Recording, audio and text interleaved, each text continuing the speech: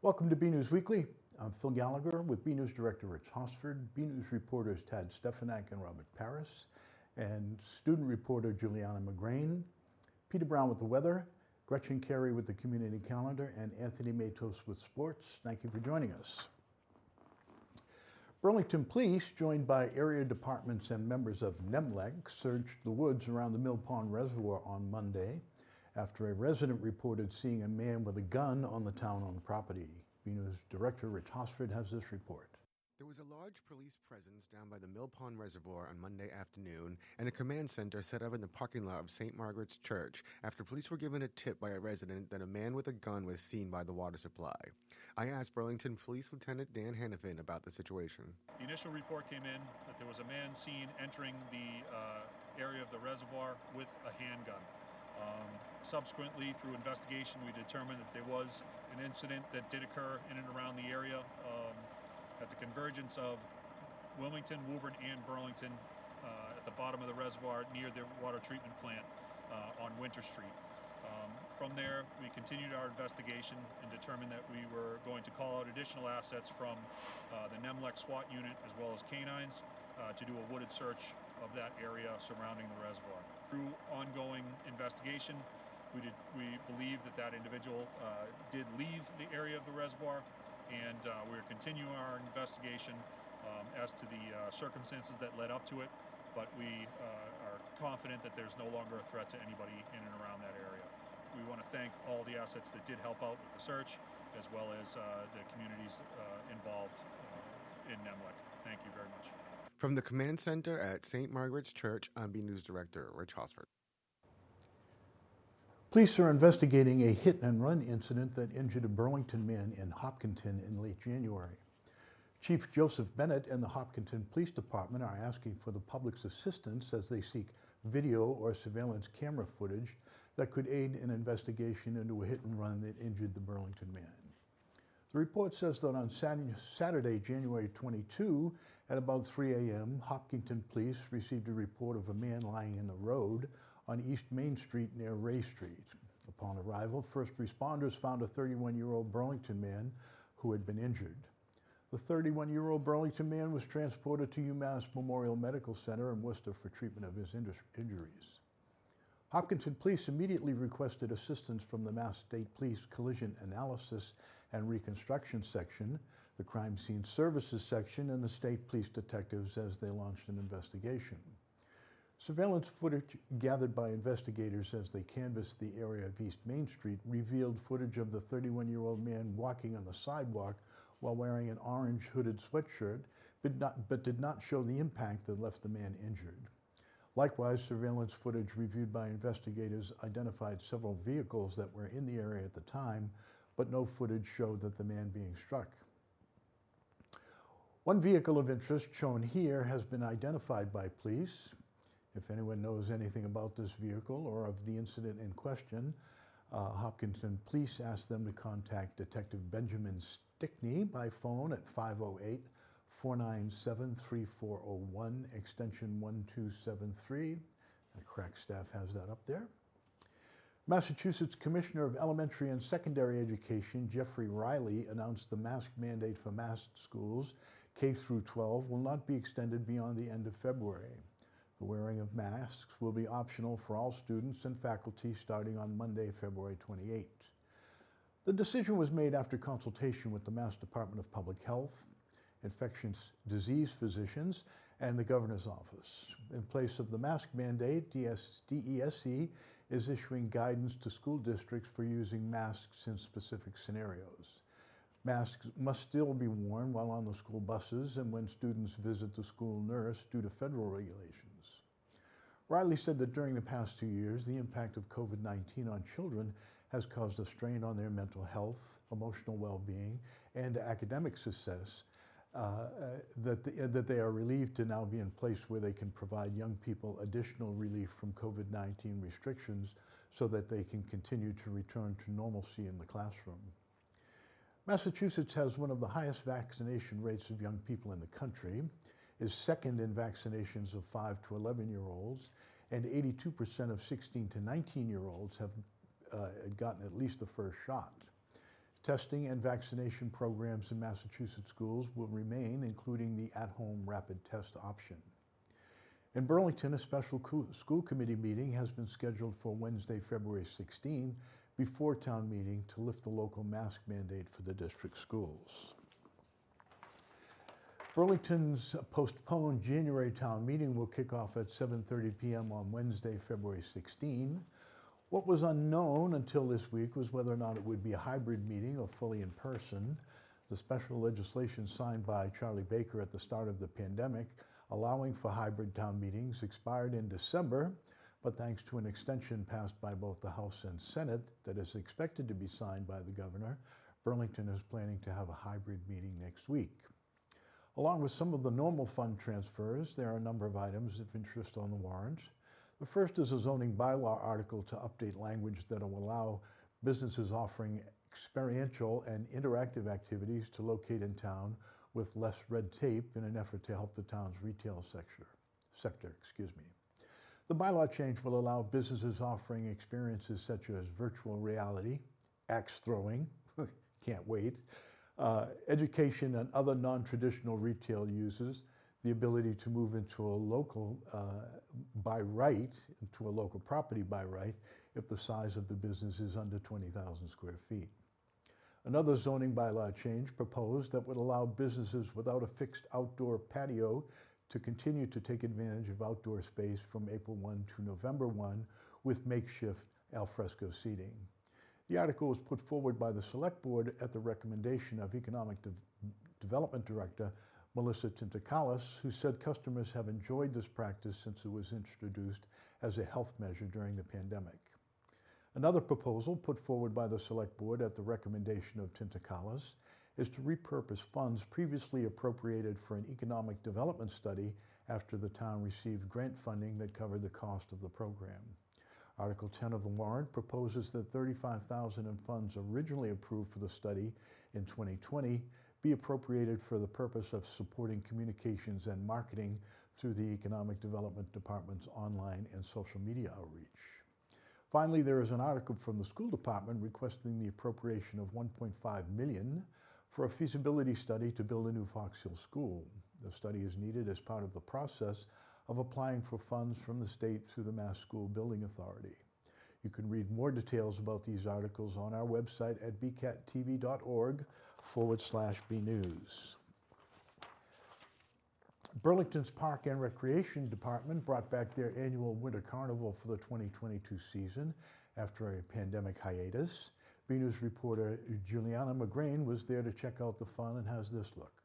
Hi, I'm BNEWS student reporter Juliana McGrain here at the Burlington Parks and Recreation's annual Winter Carnival. There's going to be a lot of fun and wintry themed festivities going on right here. So come on, let's go check it out. What are some of the main highlights of this event? Well, we have Abby Cadabby and Elmo. I think they just went in for a break. But we have s'mores, scavenger hunt around Simons Park, and some great prizes. We have some snow painting and, of course, Perfect Parties brought down some artificial ice. So we have some skating here and some curling as well. And what better time to have curling than the second day of the Olympics, right? Make sure to catch full coverage of the Winter Carnival hosted by yours truly. I'm Juliana McGrain for BNEWS Weekly. The Board of Health voted to approve a site plan approval for an extension to an existing building despite the stated concerns of the board chair. The project in question is 15 Adams Street, where an existing building is used for offices and warehousing for a home filter sales and service building. The proponent was looking to put a 12,000 square foot addition to the property and do improvement to stormwater collection, including an infiltration basin and pumps that will discharge into an adjacent wetland. The project was first before the board on January 25, where members made some suggestions on the water retention system used to keep both the building and the surrounding wetlands safe from contamination. When the proponents came back on Tuesday, they had updated their plans but had one sticking point. They said the board's listed condition that they use a vapor barrier in the system of 40 mil instead of the normal practice of 10 mil was a burden. They said this would add up to $80,000 to the project and argued the extra protection from the contamination is not that significant. Board Chair Ed Weiner said this site was one of the most contaminated in town as early as 25 years ago. He said that though the site had been cleaned in the intervening years, he preferred going with the most protection possible because the town has faced issues of contaminants not previously listed as dangerous suddenly being discovered and regulated. Here he is on the subject. If we have a vapor barrier in there, we can be sure that whoever sits in this building 20 years from now may be sitting in this building tomorrow afternoon once it's built, or the afternoon after it's built, and be subjected to something. That we have asked responsible parties to put in a vapor barrier just in case, because we don't know what's there. And we can't measure things. And I can give you examples of 1,4 dioxide, which couldn't even measure, and then bink, it's there, and we're in a mess. And people could be exposed to disease or condition problems. We also had a real problem now with what we are facing with PFAS. And we couldn't even measure PFAS 2 years ago, and now we measure it, and it's there, and it's going to cost this town hundreds of millions of dollars. Proponents of the project argued this was a difficult standard to meet and that their extensive environmental testing of the site when it was first purchased and in subsequent years show that the site meets the standards. Here is licensed site professional Stephen Sakakini. What's difficult to address your concern as is emerging contaminants yet to be discovered. Where does that end? And if you're saying a vapor barrier will protect things from, the PFASs of the future, when does that end? So the question. Alan Willett, who owns the site with his brother, said they spent a lot of time and money ensuring the site was clean of detrimental substances when they bought the building and have continued that effort throughout the years. Other members seemed assuaged by the proponents. Member Wayne Saltzman, Dr. Saltzman, said he was not familiar with the difference between the different barrier thicknesses and leaned on staff to help guide his decision. Members of the health department said their assessment of the site did not require a vapor barrier at all, but the proponent uses the 10 mil barriers as a standard practice. In the end, the board voted to approve the site plan by a vote of 3-0-1, with Dr. Weiner abstaining. In our latest BNEWS Green Corner segment, Mass Recycle has some easy things you can do to make your Super Bowl get-together environmentally friendly with recyclesmartma.org. Let's check it out. The NFL's biggest game is fast approaching and taking place at the state-of-the-art SoFi Stadium in Los Angeles. Complete with its own state-of-the-art, environmentally friendly facilities, Mass Recycle President Gretchen Carey has some ways to make your Super Bowl party super sustainable. Sometimes it is the easiest thing to do to order pizza out if you are having a group of people over. As of 2018, the new statewide guidelines called Recycle Smart, which is recyclesmartma.org, that's the website for it, that allows you to now put your pizza box in the recycling bin if it is slightly greasy. If it is terribly greasy on the bottom, you are welcome to put the clean top in. The greasy part you can either compost or you can put in the trash. We don't want all that grease. We also don't want the paper, and we do not want the pizza from the box, okay? So we're looking for clean cardboard. You definitely should put out recycling bins at your parties. If you're going to be putting out bottles, and they might be glass bottles for alcoholic drinks or sodas or water bottles, you should put a place for people to properly recycle those, all right? Let them know also that they should empty out the drink. Make the most of the drink, right? We do want your container. We do not want the drink that was in it. With Recycle Smart, the only type of cup that is recyclable is a clear cold cup. If you have clear cold cups that you're putting out, we will take those in the recycling bin empty. And if it's got color on it, we do not want that in the recycling bin. If you're talking about utensils, and I know plastic utensils are the easiest thing, and they are not recyclable. They are too small to make it through the system, so please do not put them in. They will not get recycled. Please go ahead and trash those I get it, but they don't help by putting them in the recycling bin. So when you are buying paper products of any kind, this is always an option, is to buy sustainably. So you can generally find, or certainly should ask for at your grocery store, look for paper products like napkins, paper towels, or tissue made out of paper instead of out of trees, and that will also help support the recycling system. So while you are putting your office paper into the bin on one end, we are making paper out of it on the other end. So if you then are buying that, you are literally closing the loop. So be sure to make your party planning earth-friendly. For BNEWS, I'm Tad Stefanak. Eat all the pizza in the box. That's the most natural way to recycle. We go now to BNews weatherman Peter Brown to see what's in store for the week ahead. We'll also check out the community calendar with Gretchen Carey to see what's happening in Burlington. Well, hello everyone, this is Peter Brown with your weather for the next 7 days. Here we are heading into the heart of February. Our temperatures should start going up at this time of the year.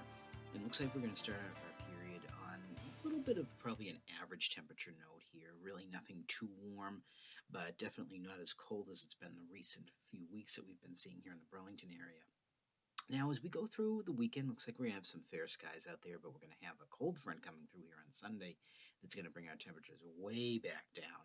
So another chilly week ahead at the start of next week. Again, unfortunately, doesn't look like any warm springtime weather is heading towards us here in the Burlington area anytime soon. Now, of course, this time of the year, we should be seeing temperatures in the upper 30s to now near 40.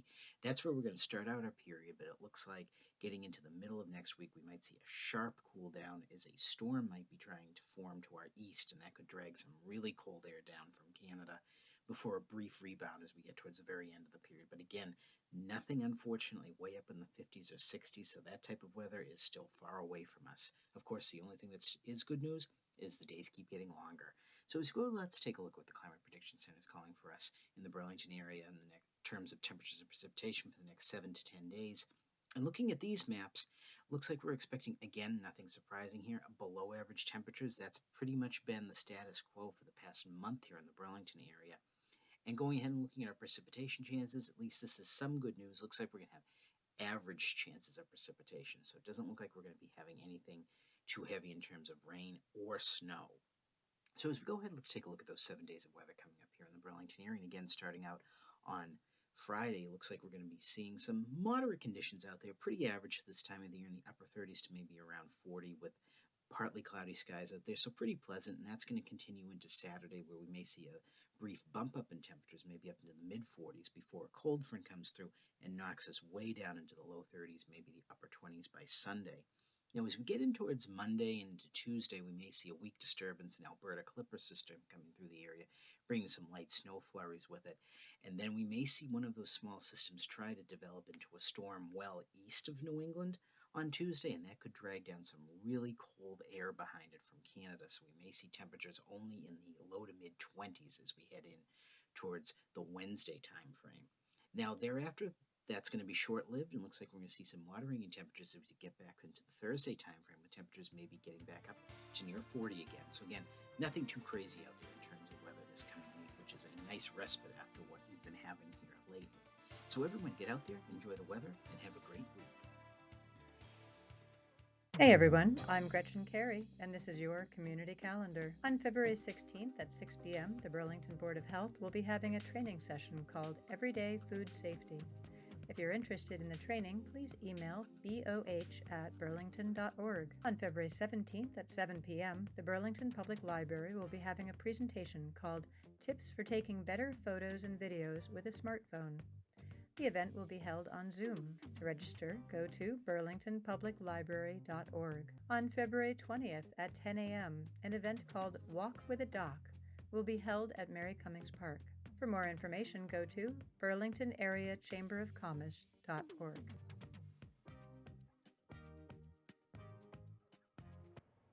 The winter season is drawing to a close, and some Red Devil teams have already clinched championships, while others continue to battle it out in the postseason.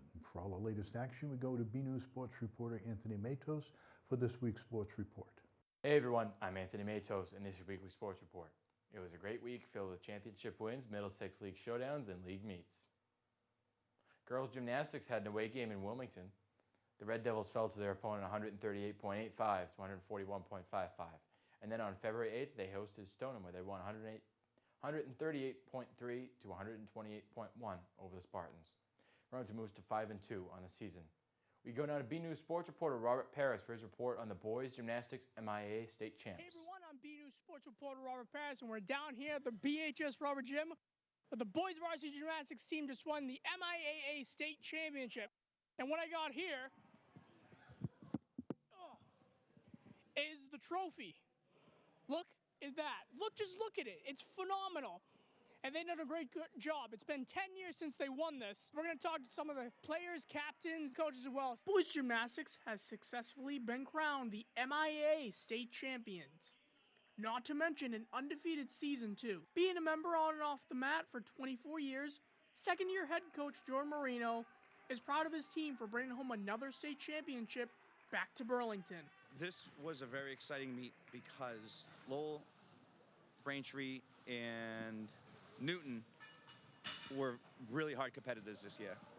When we played up against them, it was always close, and so it was just chasing a shadow the whole season. And sometimes when state championship teams win, they knew they're going to win since the beginning.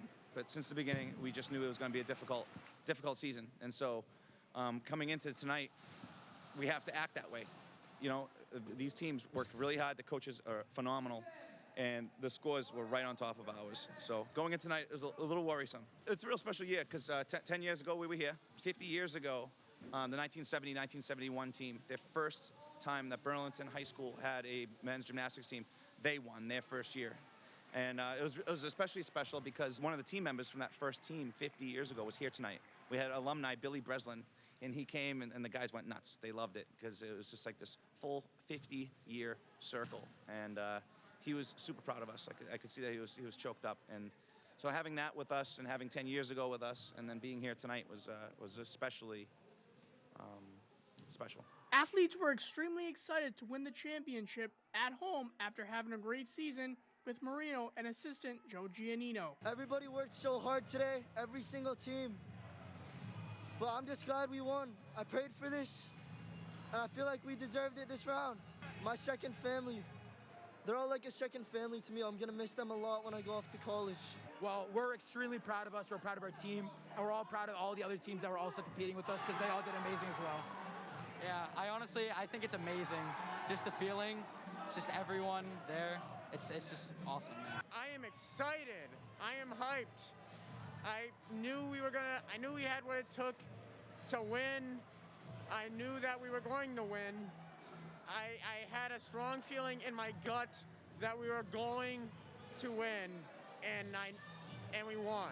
Senior Captain Nick Kim for his good job, Matthew Overson, Devin Hazen, Malachi Riley, Noel Benny, and I would also like to thank Jordan Marino and Coach Giannino for being the coaches and helping us get to where we are right this moment. The Red Devils continued to wear a mask all season long, but it did not stop them from competing as they were together as one.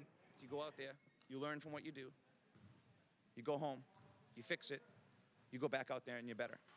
This is exactly what they did. And the proof is there, it's in the numbers. The proof is there, we were first place tonight. That was the formula. And that was what the whole season was like. And coming from last year with the whole COVID thing, some of these guys, this is their second year in the team, they don't know how to do gymnastics without a mask. What difference does it make?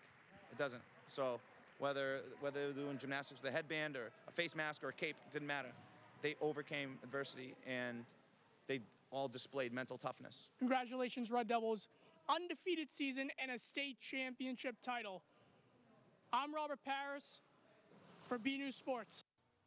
The Red Devil track teams will be heading to the MIAA state divisional meets on the week of February 16th at the Reggie Lewis Center. We will have updates on those meets in next week's sports report. Girls basketball took on Melrose February 3rd. We have those highlights. The Battle of the Reds were present inside of the Vanilla Gym for a Middlesex League match.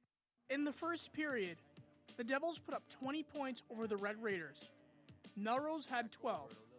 20-12 after one. Second period, Burlington added another 11 points, and Melrose with 9. 31-21 at the half. Third period, Burlington had another 11 points. The Red Raiders with 14, 42-35 after 3. Fourth period, the Devils dropped the ball as they allowed Melrose to get back in the game with an additional 18 points. Burlington only had 7, 54-49 Melrose. Boys basketball went to Malden on February 4th, where they won 84-42. Both teams played Wakefield on February 8th. The girls lost 21-67, and the boys won 68-52. Currently, the girls are 6-8 on the season and 6-7 in the Middlesex League, and the boys are 13-4 and 11-3 in the Middlesex League. Girls hockey had an away game in Watertown on February 5th. Burlington lost 6-1. On February 7th, the team went to Weston, where they won 3-2. On February 9th, they took on Melrose, where they won 9-0. Currently, the team moves to 8-8. Boys hockey headed to Watertown on February 5th, where they lost 3-0. On February 9th, they took on Melrose, where they won 6-3. Burlington moves to 3-11-1 on the season. Boys swimming attended the Middlesex League meet on February 6th. The Red Devils finished in 7th place and scored 121 points. Other teams at the meet were the Arlington Spy Ponders, the Lexington Minutemen, Reading Rockets, Belmont Martyrs, Winchester High School, and the Melrose Red Raiders. Burlington swimming finished the season at 0-10. Burlington had an away meet on February 9th in Marlborough. Marlborough, Argawam, Billerica were the opponents. Against Billerica, the team lost 30-51. When they took on Marlborough, they lost 21-39 and lost 24-52 against Agawam. Burlington finished the season at 3-14-1. You can check out all the winter schedules at arbitrlive.com and type in Burlington High School. For more Red Devil action, go to the BNEWS Sports section at bktv.org/sports and check out our Twitter page at BNEWS Sports. That's all for the Sports Report. I'm Anthony Matos. Back to you guys in the studio. And now for something fun. The Cincinnati Bengals are taking on the Los Angeles Rams in the Super Bowl this year. BNews reporter Robert Paris went to find out who some of the key players in town think will take home the trophy. Let's have a look. Hey everyone, I'm BNews Sports reporter Robert Paris, and behind me is the Burlington Town Hall. 2 years ago, we did a Super Bowl 54 prediction preview, and this year we're going to do a Super Bowl 56 preview.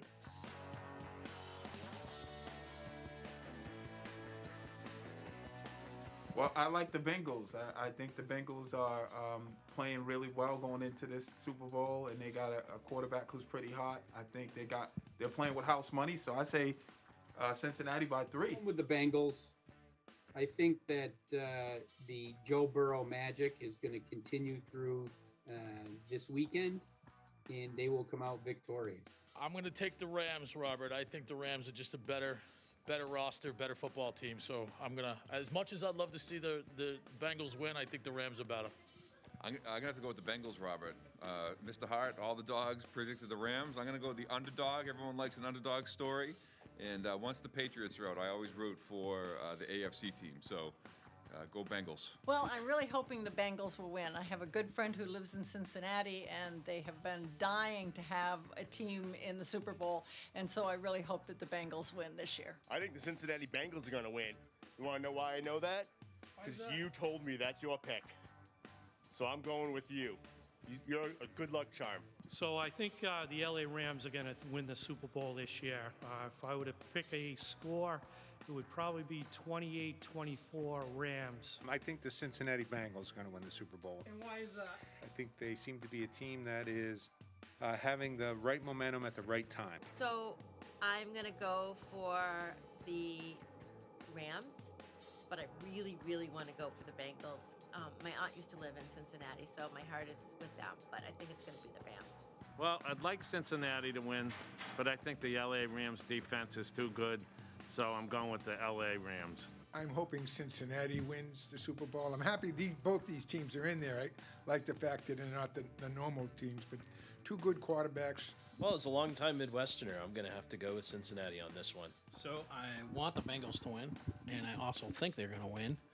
Just from the last 2 weeks, how well they played against pretty good defenses, and I think they're going to light it up, and they're going to stop L.A. I would have to lean towards the Rams, even though that's not who I hope the underdog Bengals win, but I think the Rams have some tough defenders with Aaron Donald and Jalen Ramsey. LA Rams, because shout out to Inglewood, my planner friends out there, they worked on that stadium. I'm going to Unfortunately, I'm going to say the Rams. I just think they're a little bit better. They have a deeper team, stronger on both sides of the ball, and more experience. I'm going with the Cincinnati Bengals. I'm excited about Joe Burrow and Jamar Chase. I think they can't be stopped, and I'm going to go with Cincinnati Bengals for an upset. I think, Rob, that I think the Rams are going to win in a very close game. I think the Rams have a better defense, but I think it's going to be a really tight Super Bowl. I think both teams are very evenly matched. I'm going to go with the Bengals. I like a good underdog story, so I'm rooting for the Bengals. So we're here with Scooter here at Burlington High School. And Scooter, we got the LA Rams and the Cincinnati Bengals in the Super Bowl. We got two bowls here with the names on them, so take your pick.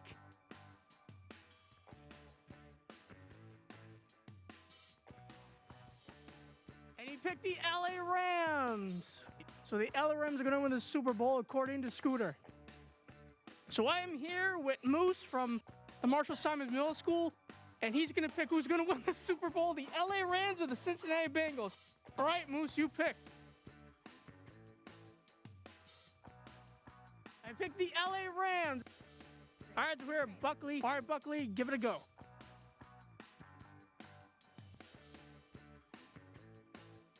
All right, so another pick for LA. Earlier in the video, you heard BPS Director of Operations, Bob Kuna, did say I am rooting for Cincinnati, and he is correct. Looks like Cincinnati wins here in Burlington. Thanks all for watching and enjoy the Super Bowl. Well, I'm going with the Dogs for a couple of reasons. If you recall, LA played the Patriots a few years ago, and Sean McVay went to the Belichick Humble School. They're a more experienced club, and more importantly, Matthew Stafford suffered in purgatory for 12 years with Detroit. He's an experienced quarterback. He's got a lot of offensive weapons, and in football, it's the big guys who win games. Might be more glamorous to be a wide receiver or a running back or a quarterback, but it's the fat guys that win the game, and the Rams have better big guys. Another week, another photo to highlight. This week's photo shows that Mother Nature can have at least what appears to be a silly side. It was sent in by Phyllis Neufeld and features a snow owl captured at Salisbury Beach, the state reservation. What makes the photo stand out, other than being a great shot, is that it captures the bird in what appears to be a big stretch, or as Phyllis notes, perhaps in the middle of a ballet move. We'd like to believe it's the latter because that's definitely more fun. Thank you for the photo, Phyllis. We'd like to see your photos. They could be of your winter activities, a family trip, or just everyday moments, whatever you think is interesting and want to share with us and the community. Email your photos to bcat@bcat.tv with the subject line Photo of the Week. Make sure you stick around after the news for this week's Burlington Public Schools update for all the latest school news, including more information on the lifting of the mask mandate from Assistant Superintendent Patrick Larkin. Okay, that's it from the news desk here at BNEWS Weekly. I'm Phil Gallagher, along with Rich Hosford, Tad Stefanak, Robert Paris, Juliana McGrain, Peter Brown, Gretchen Carey, and Anthony Matos. Thank you for joining us. It's Super Bowl weekend. Make sure you have a designated driver.